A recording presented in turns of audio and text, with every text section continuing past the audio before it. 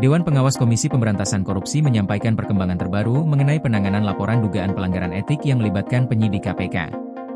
Laporan tersebut berkaitan dengan tidak dipanggilnya Gubernur Sumatera Utara, Bobi Nasution, sebagai saksi dalam perkara dugaan korupsi proyek jalan di Sumatera Utara.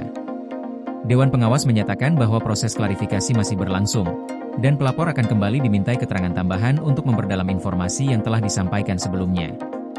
Ketua Dewan Pengawas KPK, Gus Rizal, menjelaskan bahwa klarifikasi awal terhadap laporan sudah dilakukan.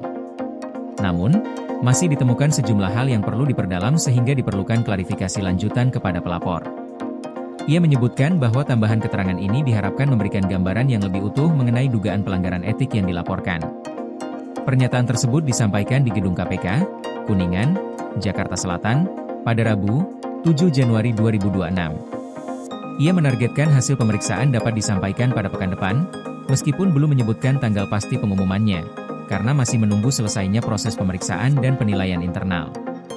Laporan dugaan pelanggaran etik ini sebelumnya disampaikan oleh Masyarakat Anti Korupsi Indonesia pada Senin, 17 November 2025. Koordinator MAKI, Yusril SK, mengungkapkan bahwa pihaknya menduga ada upaya penghambatan proses hukum terkait pemanggilan Gubernur Sumatera Utara, Bobi Nasution, sebagai saksi dalam perkara dugaan korupsi proyek jalan tersebut. Upaya penghambatan itu diduga melibatkan AKBP Rosa Purba Bekti selaku Kepala Satuan Tugas di KPK. Melalui laporan itu, MAKI meminta Dewan Pengawas untuk menelusuri dugaan keterlibatan oknum internal serta memastikan bahwa proses penegakan hukum berjalan sesuai aturan.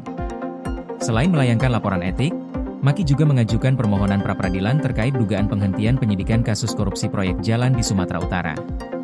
Dalam permohonan tersebut, MAKI meminta hakim memerintahkan KPK untuk memanggil Gubernur Sumatera Utara, Bobi Nasution, agar dimintai keterangan sebagai saksi. Namun, permohonan pra-peradilan tersebut tidak diterima oleh pengadilan. Putusan itu membuat proses penanganan perkara kembali bergantung pada kewenangan penyidik dan mekanisme internal KPK. Dewan Pengawas KPK menegaskan bahwa setiap laporan dugaan pelanggaran etik akan diproses sesuai prosedur, dimulai dari penerimaan laporan, klarifikasi terhadap pelapor, pengumpulan bahan keterangan, hingga penilaian apakah suatu dugaan dapat dilanjutkan ke sidang etik atau tidak. Dalam kasus ini, tahapan klarifikasi masih berlangsung. Hasil klarifikasi tambahan akan menjadi dasar untuk menentukan ada atau tidaknya dugaan pelanggaran etik dalam penanganan perkara dugaan korupsi proyek jalan di Sumatera Utara.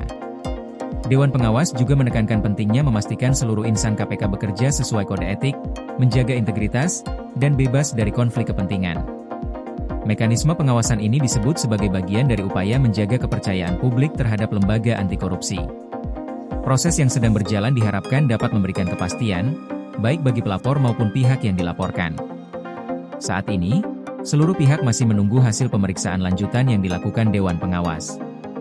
Hasil tersebut akan menentukan langkah berikutnya, termasuk kemungkinan digelarnya sidang etik apabila ditemukan bukti awal yang cukup. Dewan Pengawas menyatakan bahwa hasil pemeriksaan akan disampaikan secara terbuka sesuai ketentuan yang berlaku, sebagai bagian dari komitmen transparansi dalam penanganan laporan dugaan pelanggaran etik di lingkungan Komisi Pemberantasan Korupsi. Koordinasi PLN dengan TNGL jelang Hari Kesaktian Pancasila, listrik terbangun, alam tetap lestari. Panen perdana garam Aceh. PLN hadirkan energi untuk UMKM di momen menyambut Hari Kesaktian Pancasila.